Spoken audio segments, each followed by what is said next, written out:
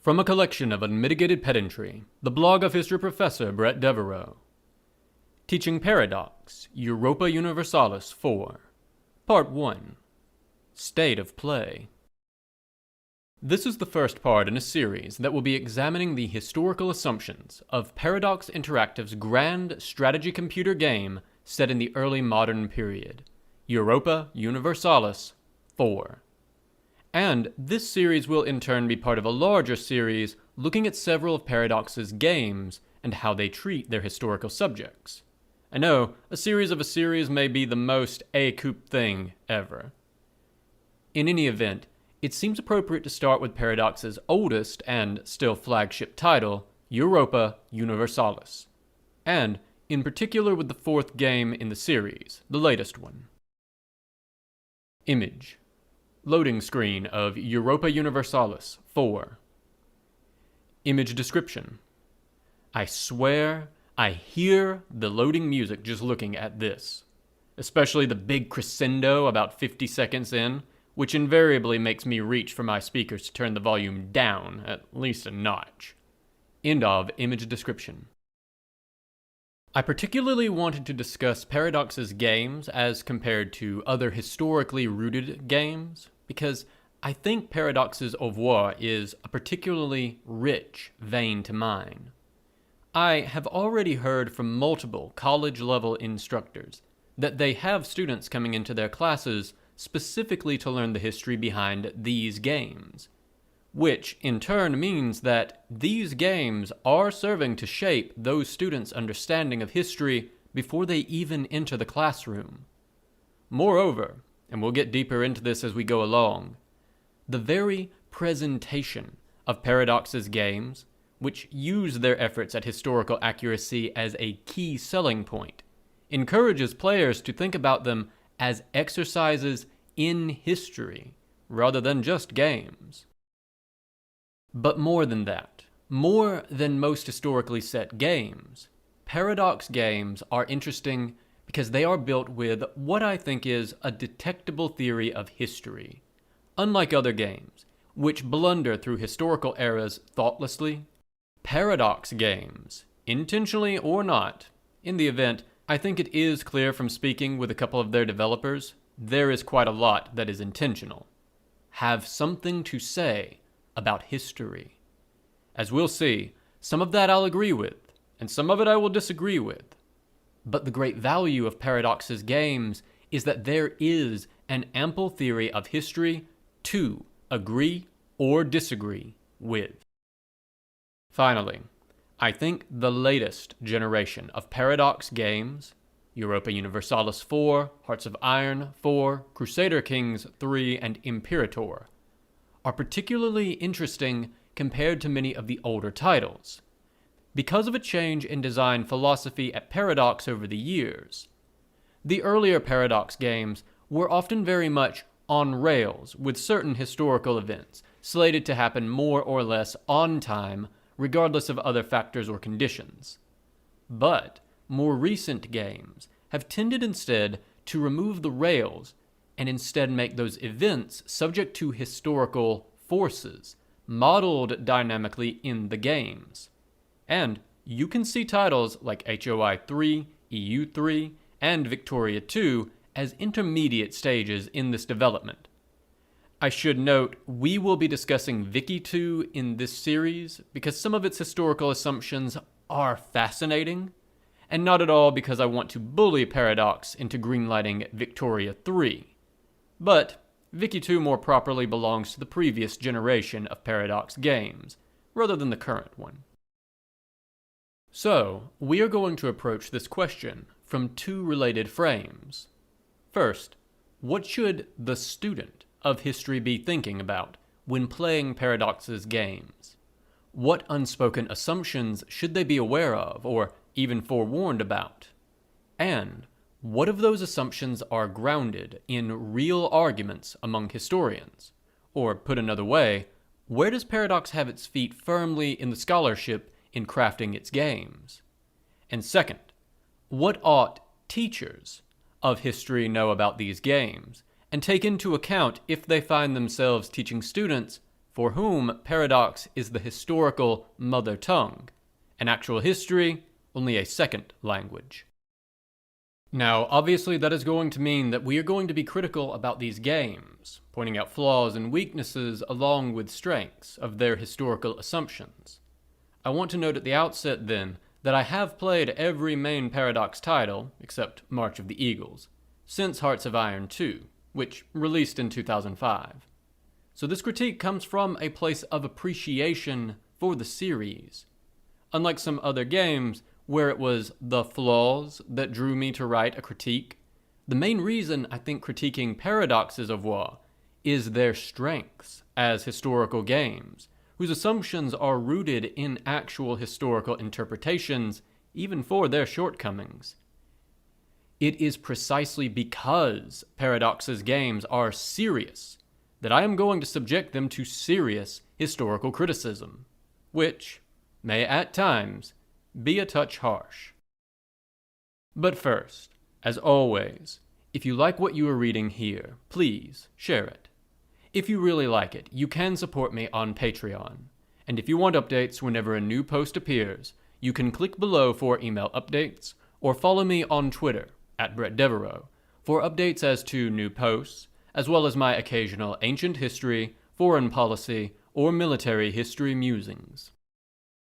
As a very niche note, Paradox's business model involves moving out often significant expansions to their games on a regular schedule, anywhere from 1 to 4 a year, typically with more recent titles settling into a consistent 1 expansion per year rhythm, which means that their games tend to be moving targets in terms of criticism. I've played E4 since release, and so I am going to, at some points, offer comments as to the direction of the franchise in addition to its current state, particularly in cases where it seems that the developers are consciously trying to move the game towards addressing some of the critiques here. I should also note that I have not yet played the latest expansion to EU4, Leviathan, which appears to have been quite poorly received by fans in any event. Simulation of power. First, we need to lay out quickly what the core of Europa Universalis IV, henceforward EU4, is, particularly for readers who might be less familiar with it. EU4 is a grand strategy computer game made by Swedish developers Paradox Interactive, in which the player plays as an early modern state, not a ruler, but the state itself, guiding its strategic and operational, but not tactical, decision-making from 1444 to 1821. As the name suggests, this is the 4th game on this theme by Paradox. The game is primarily played on Risk-style maps, but with far more smaller provinces, a little over 3,000 in total, which are simulated in substantially greater depth, where players can move around their armies and fleets and make province-level administrative decisions. Players choose one historical state to play as, out of several hundred. There is a real effort to get practically every state of any size or significance to be on the map and playable. All of the other states operate under the same rules but are managed by the AI, or by other players in multiplayer, but most players stick with single player. The starting maps are based on historical borders at given points in time, and generally fairly accurate, far more so than is normal in the genre. Image. The main playing screen of EU4. Image description. The main playing screen of EU4, with a small insert showing the great powers open at left. This is also a good map to really underscore the counter-historical potential of the simulation. Here, the Polish-Lithuanian Commonwealth, rather than falling apart, has emerged as a major great power dominating the southern Baltic. End of image description. It is worth noting here that, unlike many historical strategy games, there are no minor factions in EU4 which are only played by the AI. Though, there are non-state players who are not played at all. While it is clearly the expectation that players will want to helm historically important, large states, one absolutely can opt to play as smaller, weaker states, or states that were quickly absorbed historically. Any state on the map is playable. That is going to matter a fair bit, that the game encourages players to see themselves not merely as the big, successful imperial states, but also as smaller, weaker states fearful of imperial neighbors, something we'll return to next week. Players don't just make military decisions, but are also responsible for diplomacy, which, unlike in many other games, is not vestigial here. Good alliances and friendly relationships are crucial to survival, and the diplomacy system is fairly developed. Public works construction and budgeting decisions. This is a game where choosing not to fight is often the correct choice, though war can be forced on the player by the AI. The player is also given significant control over the cultural aspects of their state, selecting ideas for their state to adopt, which specialize it in various ways and give relevant bonuses. Since not all ideas can be selected, the player is essentially choosing to focus on some aspects over others as a matter of policy and/or culture. We'll come back to that. We'll return to this next week, but the game has no explicit win conditions, though many of its mechanics tend to push the player towards expanding state power, especially by expanding territory, that is, conquest. So, the most common way to play is to attempt the widest possible imperial expansion. Though, some players do intentionally focus on avoiding imperial expansion. So in essence, the player guides state actions through roughly 400 years of the early modern period. Image. Map of all playable countries in EU4. Image description. Via the EU4 wiki, a complete map of all of the playable countries in EU4, along with uncolonized lands in light gray. You can find a full zoomable version here. The effort here to include and simulate the majority of the states of the period is really remarkable. Japan alone, for instance, contains more than 30 playable states at the 1444 start. End of image description. Centering the state. Now, I want to stress something about that description because it is really crucial for understanding EU4 and how it views history. This is a game about states. If you play as, say, France, you play as the state of France. You do not play as the kings of France or any particular king of France. Kings in this game come and go, often with little notice by the player except in how the minor differences in their abilities impact state strategy, which transcends their reigns. Even complete changes in dynasties often pass without remark. I have had successions through distaff lines change my ruling house in games as Prussia or Burgundy, and not noticed until decades later. Heck, even changes in government form are not meaningful discontinuities. Transitions from kingdom to republic can be managed, and while they can be disruptive, they do not end the game. Playing as the Kingdom of France, the extinction of the French royal line and the transition into the French Republic isn't a failure condition. Indeed, it may be an intentional strategy for a player. In either case, the state of France persists. Likewise, when playing France, you are not playing as the French. Indeed, France starts with many provinces with French culture outside of its borders and control. This is a game about states, not nation states.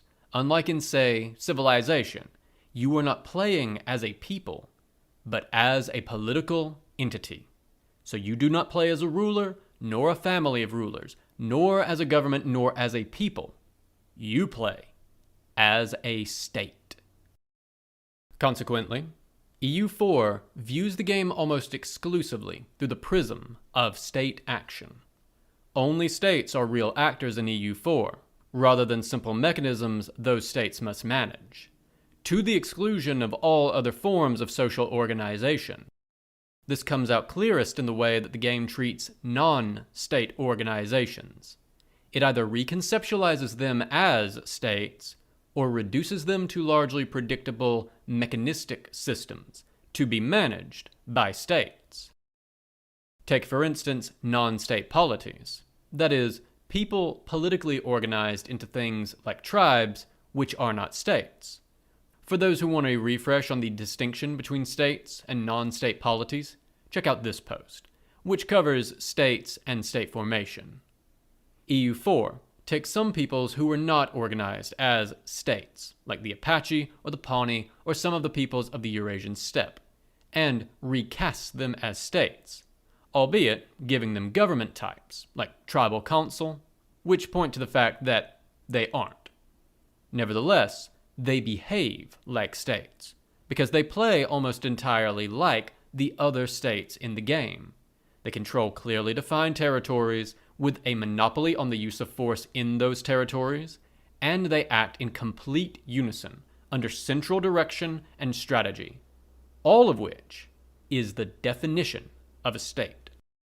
Consequently, the complexity of non-state polities like these is just ironed away to make them all behave just like states, mostly to act as colonial foils and victims for the major state powers.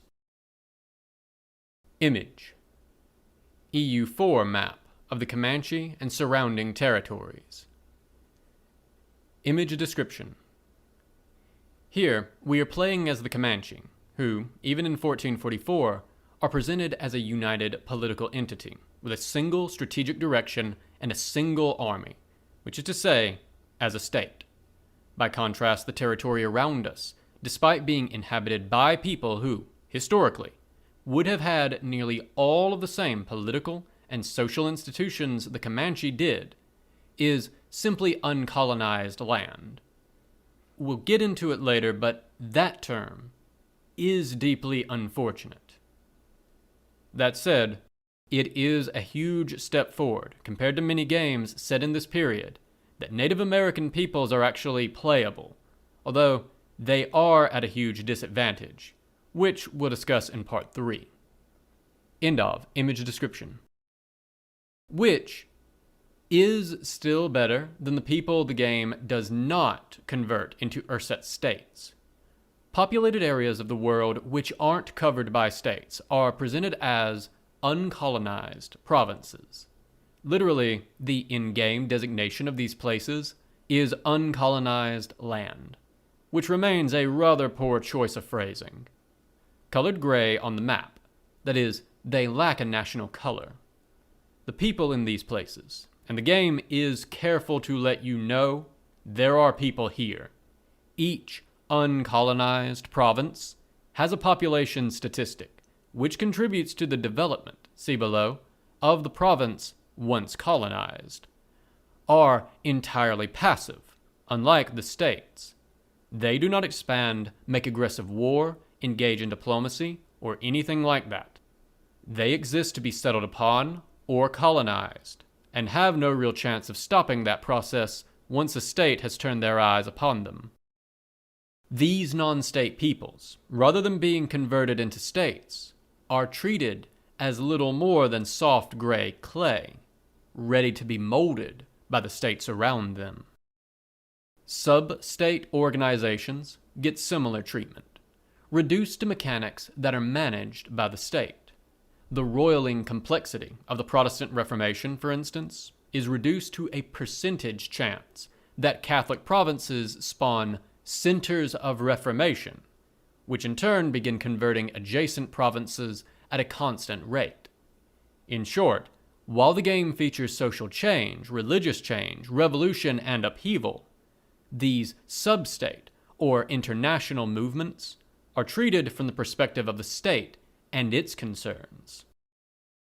Which brings us to the first big historical assumption that Europa Universalis IV essentially smuggles into the game as an unstated consequence of the game's mechanics. In EU4, history is the story of states. Now, this isn't an invalid way of teaching history, to be clear. I have history courses in my back pocket that I teach, which are absolutely political histories focused on the structures and fortunes of states. Indeed, history as the history of states is arguably the oldest form of history, depending on what we think of Herodotus's history as ethnography approach. But it is hardly the only form of history, and I don't think I would ever teach a pure political history course which never delved into realities below the level of state policy. That sort of relentlessly singular focus is sometimes appropriate in scholarship, but hasn't been current in teaching for many decades now, and for good reason. Now, to be clear, EU4 is not a history course, and I don't think the frame they've adopted is necessarily bad. This is a game about states. That's a fair game to make, the same way there are games about sports which don't demand you manage the concession stand or parking availability, and games about running companies, which don't demand you manage very much those companies' relationship to states. And again, the history of states is a valid historical lens to adopt. States, by virtue of being big, powerful institutions, can have big, powerful historical impacts. But this specific frame is something that a player really needs to be aware of when using EU4 to think about history, particularly because, and we'll come back to this concept later, the tremendous persuasive power of a simulation.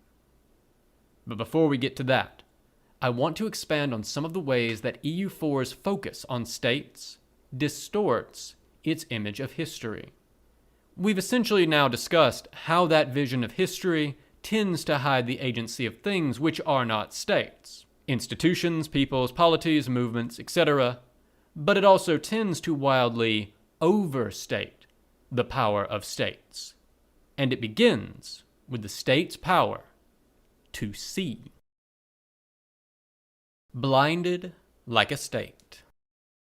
One facet of this expression of state power, and player convenience, is the absolutely vast amount of information the player has.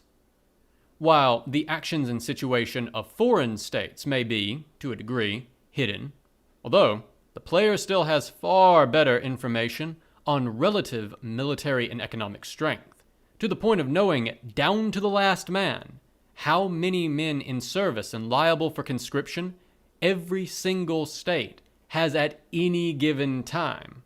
The player has effectively perfect information about their own state. Image. State information submenus from EU4. Image description. Look at all that province information on the bottom left. Also, this screen is a great example of just how much EU4 is willing to simulate very small states. While I am playing as the mid-sized Duchy of Burgundy, you can see the little Dutch states and the even smaller states of the Holy Roman Empire as well. End of image description. Every state, no matter how limited its administrative capacity, can, with a click, look at a province and see its development, which replaced population in previous games, tax, production, trade value, local culture, local religion, notable public buildings, available manpower, precise supply limit, trade power, the major local product, how much is produced, and where those goods flow. The state has precise knowledge at all times of how much manpower they have available statewide, how many sailors, exactly how much money, and so on. These were things that pre-modern states generally did not know. Indeed, modern states can often only estimate these sorts of things in very broad strokes.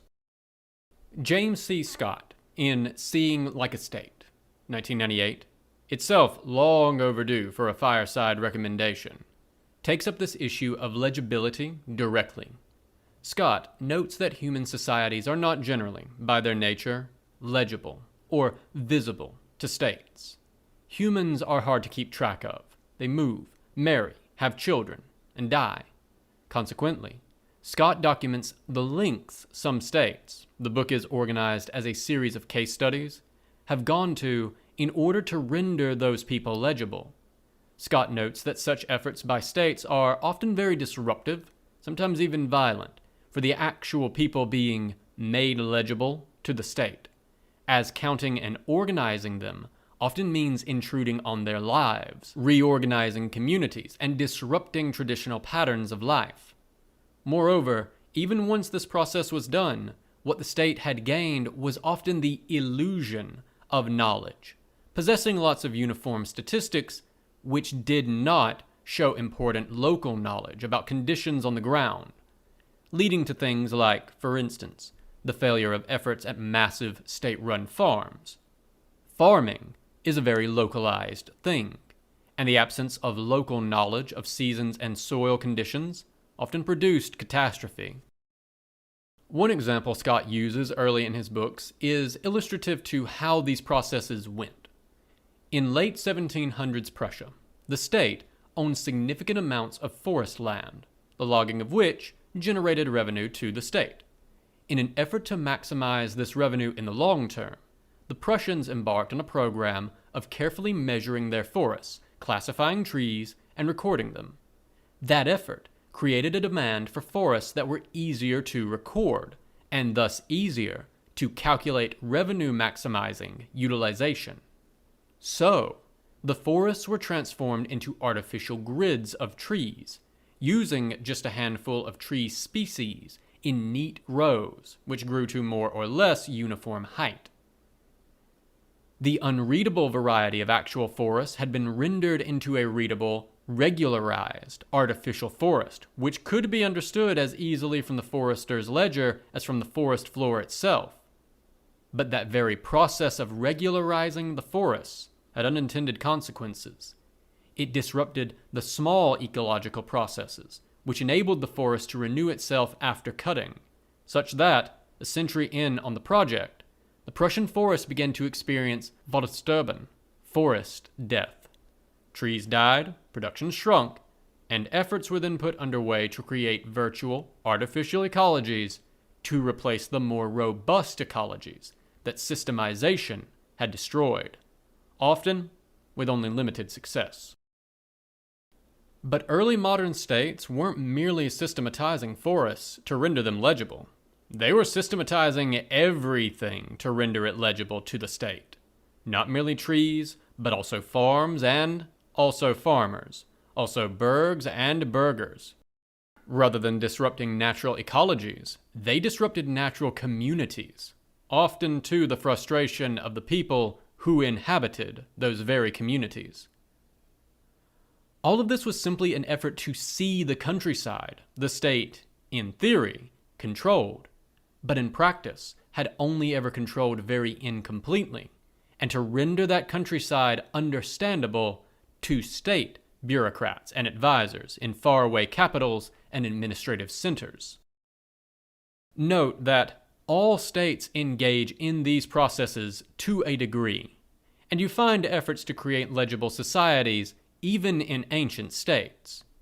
What changes in the early modern period is that the level of state capacity, at least in Europe, because other areas of the world had high state capacity in much earlier periods, rises tremendously, making radical efforts at social state legibility possible. Image. Province Overview submenu from EU4. Image description. In addition to clicking on individual provinces, the player has access to the ledger, a vast compendium of statistics on all of your provinces, and indeed, also rival countries. The game updates your ledger on every tick, that is, each in-game day, So this information is up to date within 24 hours, which is an absurd level of precision, even for modern states. End of image description. States in EU4 seem to have none of these limitations, at least at first glance, as they have perfect information about the production and revenue capabilities of all of their provinces. It could be argued that the process by which the player develops provinces in their state reflects this process of legibility, such that when the player clicks the button to spend resources, developing the tax base or production or manpower of a province, what they are actually doing are things like registering households for taxation and conscription, or seizing and privatizing common land, a process known as enclosure, to render it liable for taxation, and so on. But the game doesn't say this, and the little sounds the game plays when you do this, jingling coins, sawing boards, and hammers pounding anvils, implies that we are to understand what you are doing is more akin to constructing infrastructure. But these are early modern states, not modern states. They aren't, for the most part, this sort of thing is complex, widening the tax base through industrialization or infrastructure, but through exactly the disruptive processes of increasing state legibility that Scott outlines. Yes, this is a period, in Europe, of rising urbanization, population growth, but not generally as the result of state action. Moreover, and this will be a frequent refrain for this series, the player is given no sense of what impacts these decisions have on regular people. Because the game is focused on states, the only impacts we see are impacts on states. Increasing manpower costs a resource, military power, generated by the ruler and advisors, and reflecting the state's administrative capacity for this sort of thing, and provides an unalloyed good to the state, increased military manpower. What we do not see are the royal inspectors going house to house, signing up, and in some cases, violently impressing newly legible peasants for military service, from which they will likely never return. We do not see peasant resistance to being made newly legible for new or old taxes, which might push them into misery. This interaction, where increasingly effective taxation of the lower classes lead to economic misery, was a key contributor to the discontent that produced the French Revolution. We hear a happy sound, and our state now has more power, and it seems like everything is good, because everything is good for the state. The consequences of state action on real people are never brought meaningfully before the player's eyes in direct response to that player action. Hitting the development button does not, for instance, stoke unrest or have a chance of triggering negative local events. There is no sense that sometimes increased state power is actually bad for the people that the state nominally protects or works for. Even though, as Scott points out, with case study after case study, historically, rising state administrative capacity could be very bad, though it could also be quite good for the subjects of those states. Instead, these interactions are viewed entirely through the state's eyes, where increased legibility leads to increased state power, which is good. There are no costs or trade-offs. Image. Armies submenu from EU4. Image description. Another ledger screen where I can see the exact military composition of my rivals and neighbors down to the precise, to the last man number of men eligible for conscription in each country. That is information that effectively no state in this period would have about themselves, much less about their rivals. To be clear, I understand the gameplay reasons why this information is made available. I just want to note how ahistorical it would be to actually be this well informed. many pre-modern and early modern and even modern states went to war with barely any idea or wildly inaccurate ideas about the manpower reserves of their soon-to-be enemies. End of image description. Ministry of Culture.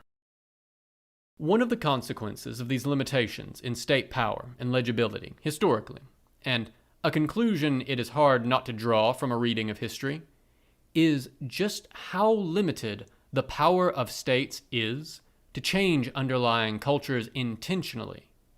Alexander's efforts to institute a Achaemenid court ritual and to have his Macedonian officers mingle and intermarry with Persian nobles didn't stick.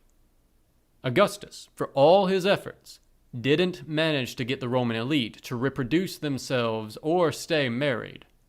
Sustained effort by the Soviet Union over 70 years to drive the Orthodox Church, and other religions as well, out of Soviet society largely failed, despite the vast power of the Soviet state. Examples of these sorts of failed top-down cultural initiatives are practically endless.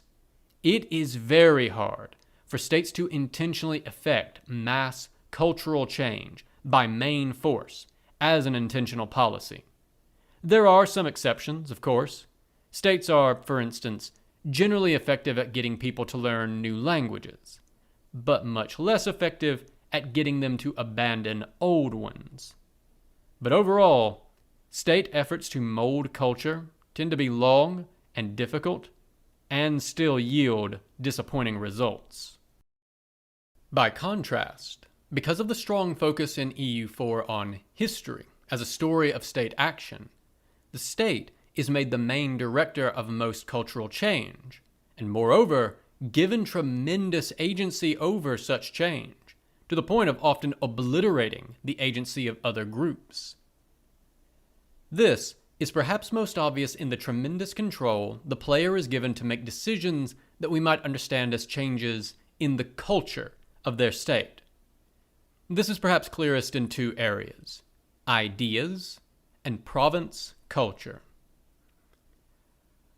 Ideas in EU4 define the different capabilities and specialties of states.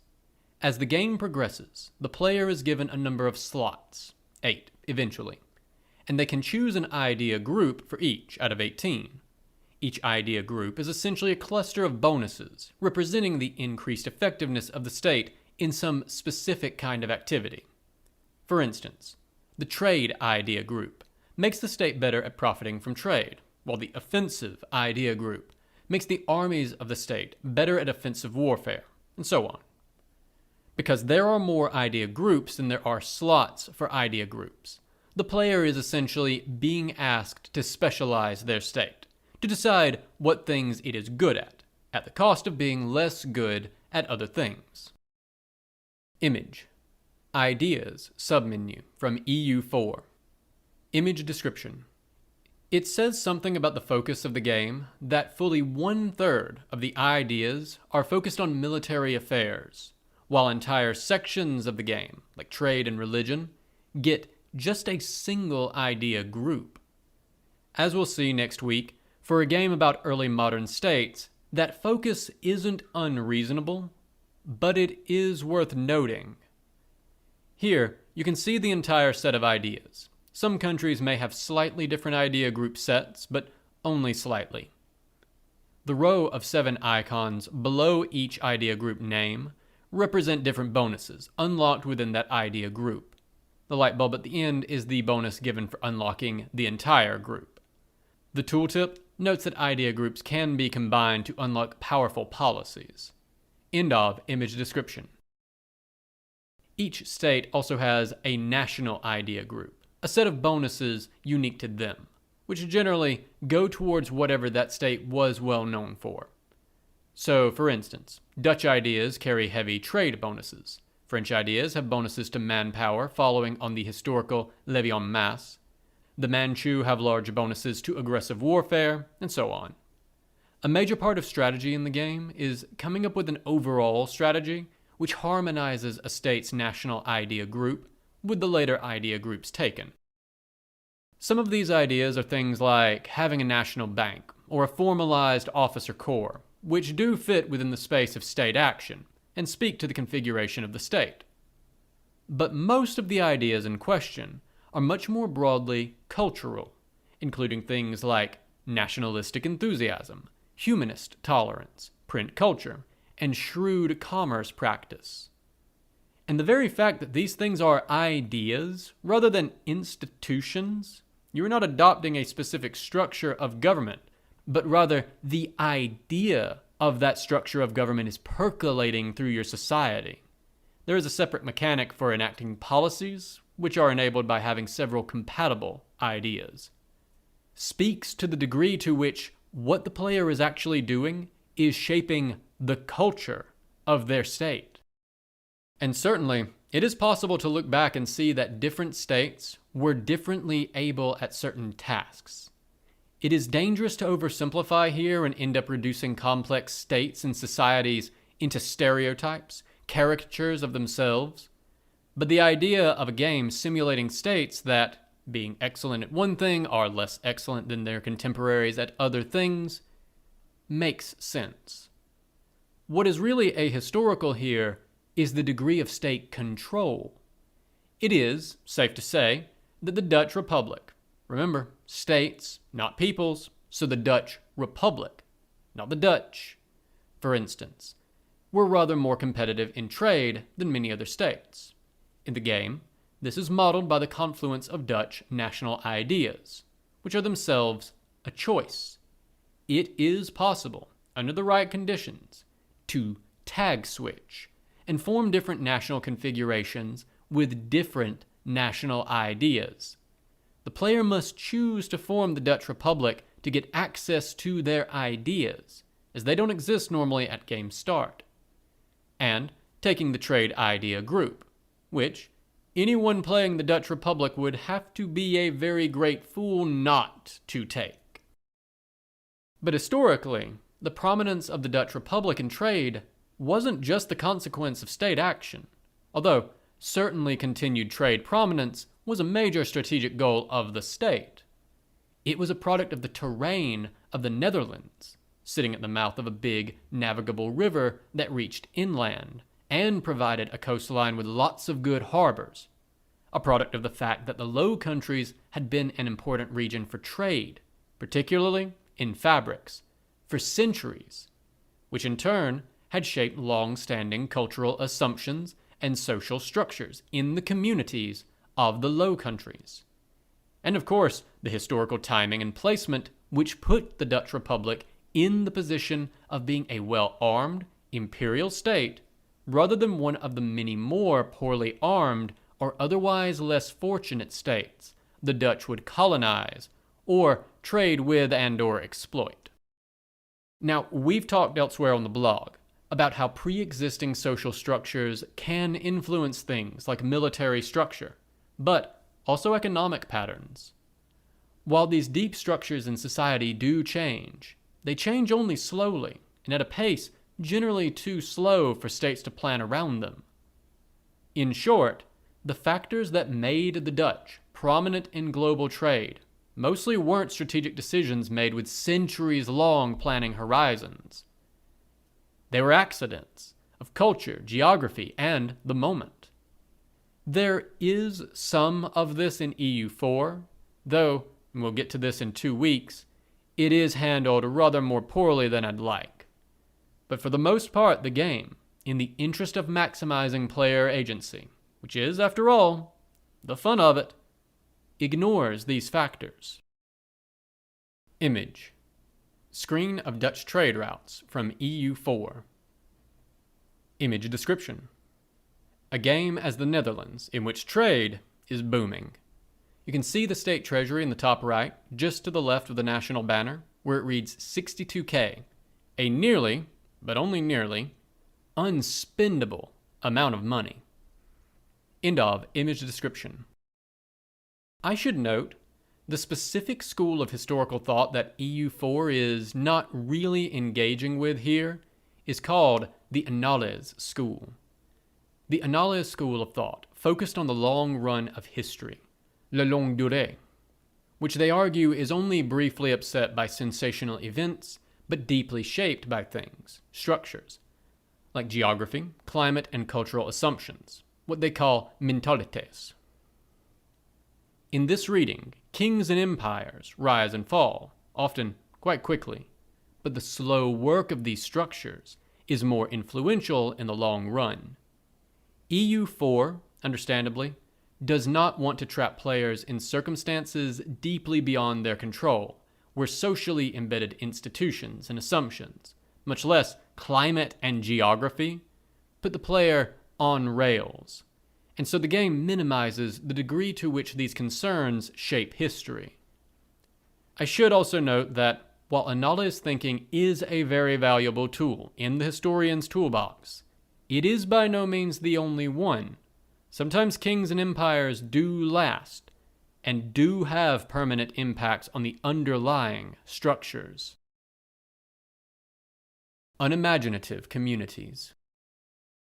EU4 likewise privileges state action as the primary motivator of culture change in another way: the culture of provinces. Each province has a primary culture, which is in turn a member of a culture group, generally modeled on linguistic families. Each state has one primary culture and some accepted cultures, provinces of which provide full resources. Provinces with other cultures suffer penalties to unrest, tax income, etc. There are a lot of assumptions packed into this system, and we will be coming back to it later. When a state absorbs provinces that are of neither an accepted culture or the primary culture, it has essentially three choices. First, it can simply tolerate the reduced revenue and resources and higher unrest from the province. Not generally a good choice.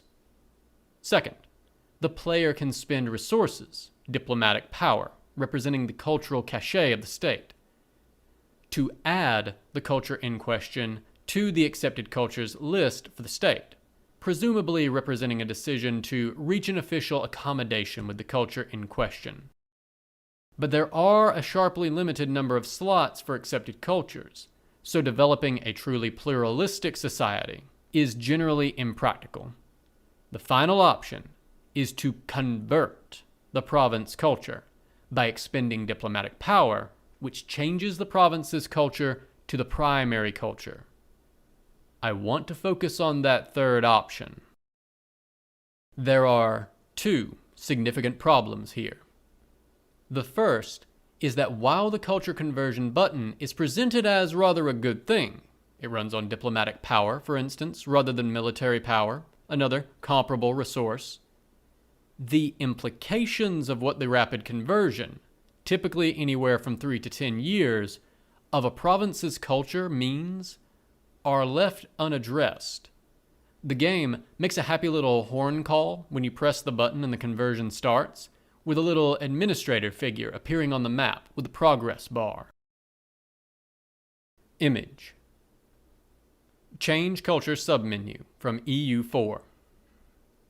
Image description. EU4's Change Culture button. When pressed, it starts the conversion process with an upbeat musical note, leaving a little administrator on the map to mark progress. End of image description. The issue is, we know what trying to convert culture on a province on that kind of time frame looks like. Because the People's Republic of China is literally doing that in Xinjiang right now. And it looks like genocide and ethnic cleansing. But the player is never confronted with the implications of their choices. There is no reduction in the province's development on account of the mass death or deportation, and unrest doesn't even go up during the process. The implication is that the forced cultural conversion of an entire province within a single generation by state action involves no coercion, no violence, no force, no death. Which is absurd, and the game should be more honest about what that button ought to entail. And also, it should probably require military power, not diplomatic power. The second is that this process vastly overstates the ability of states, by direct action, to change underlying culture. Yes, what we might call cultural assimilation, though that term often doesn't grasp the complex ways that cultural identities layer on each other, so that a person might be, for instance, Roman and Egyptian, and Alexandrian and Greek-speaking, and Christian, to take an ancient example, does happen, and it often happens in and around state borders. It is a long observed point that it is often states which create nations, and only more rarely the other way around. Although, it does happen. But that kind of cultural expansion, when it isn't accomplished through genocidal ethnic cleansing and replacement, and often, even when those things are done, which, and I want to be clear here, ethnic cleansing is bad and should not happen, is extremely slow. The process by which, say, the Latin language slowly spread out through the western parts of the Roman Empire took centuries to complete. These changes happen over generations, not years. Now, I understand what the game is trying to simulate. It is trying to simulate the emergence of modern nation states, a real phenomenon that did occur in this period. It is easy for us to forget that the big national identities of Western and Eastern Europe, Spanish and French and German and so on, have not existed forever. Medieval France, for instance, had many ethnic groups. Franks, Occitans, Aquitanians, Bretons, Burgundians, and on, who spoke somewhat different languages and had meaningful cultural differences. And to be clear, these regional cultures mostly still exist, but now layered over with a common French identity.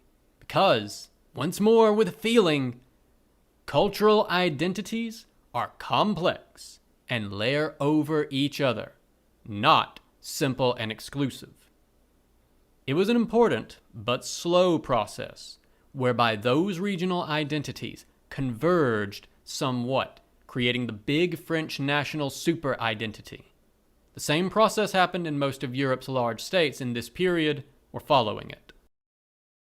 And I should note, this process is not exclusive to Europe or to the early modern period. Egyptian identity seems to have been a creation of the long periods of unified Egyptian rule, circa 3200 to 500 BC. Likewise, Han Chinese identity, or the formation of an Iroquois, or Haudenosaunee, identity out of originally 5 and later 6 distinct groups, to name just a few of a multitude of examples. Practically every cultural grouping, larger than a few towns or villages, is the product of these sorts of processes. That said, for reasons we are about to discuss, these forces get much stronger in the early modern and modern periods worldwide. Image. Cultural Conversion Administrator. From EU4. Image description. Cultural conversion in progress. The appearance of the administrator official who marks the progress changes based on your state's culture. End of image description. But they have the agency here all wrong. Here, I think it is helpful to lean on B. Anderson, Imagined Communities, 1983, also a classic, which doubtless will make a fireside appearance at some point. Anderson argues that the real agent of this process in the early modern period is the combination of mass literacy, generally in the vernacular, that is, local spoken language, rather than a fancy lingua franca like Latin, with the printing press and the mass commercial literature it produced, expressed by Anderson, more or less, as the printing press plus capitalism, combined finally with the movement away from personal rule through hereditary monarchy and divine right that occurred with the Enlightenment. And what I want to note here is that the only real state agency in any of that is that some states encouraged mass literacy in the vernacular through public education, using state resources to teach new generations a standardized version of the national language, which is why countries like France have government agencies which determine correct spelling and punctuation, rather than how countries in the Anglophone world leave that issue to endless, ineffectual bickering between writing style guides. This is not to say that Anglophone countries have never attempted to force people to learn English as a means of cultural erasure, though. But the rest of it, the printing press and the mass commercial literature and even most of the drive for mass literacy, happen below the level of state activity and outside of the control of the state. This is perhaps most visible in Germany before the formation of the German state. Despite the lack of a unified German state, the emergence of a common vernacular literature in German encouraged many German speakers to see themselves. This is the imagined in imagined communities. They are creating the community as an act of collective imagination. Nations are, in this sense, socially constructed as part of a greater German whole.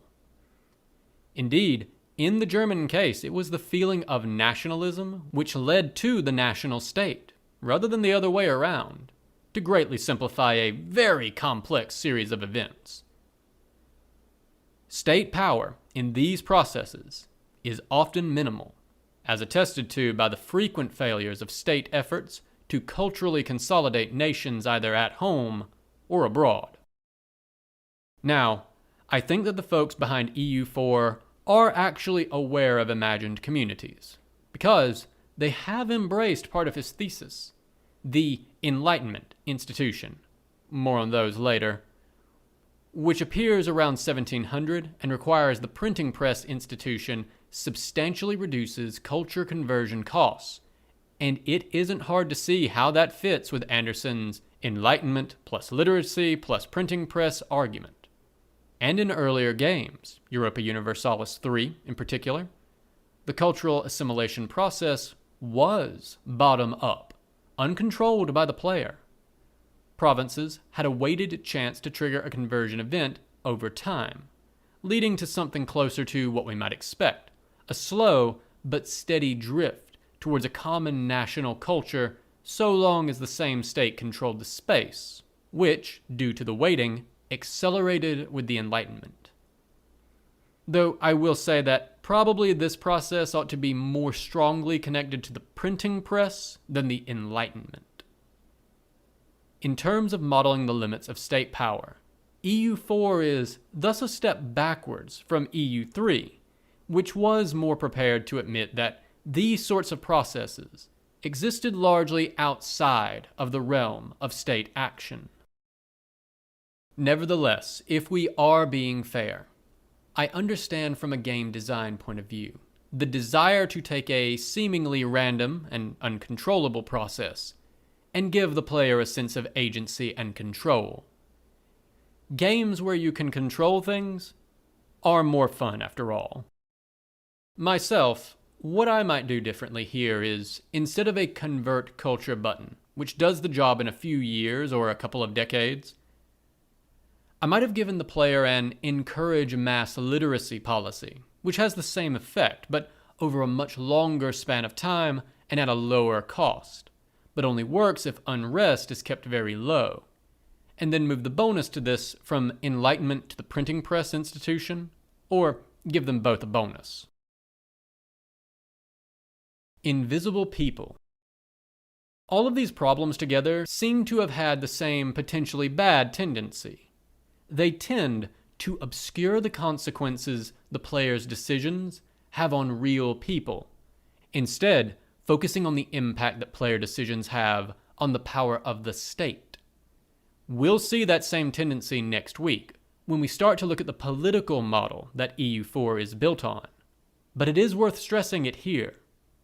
While EU4 does not have win conditions per se, it does have a score, which rates the player based almost entirely on the power of their state, split into administrative, military, and diplomatic categories. There is no score for the quality of life in the state. Interestingly, this is in contrast to the next game, chronologically, Victoria 2, which does consider quality of life in its own way. We will actually see that Vicky 2, while it has its own problems, resolves some of EU4's stickier issues due to its different focus. No prize for a player whose careful management encourages simple human thriving rather than vast empire building.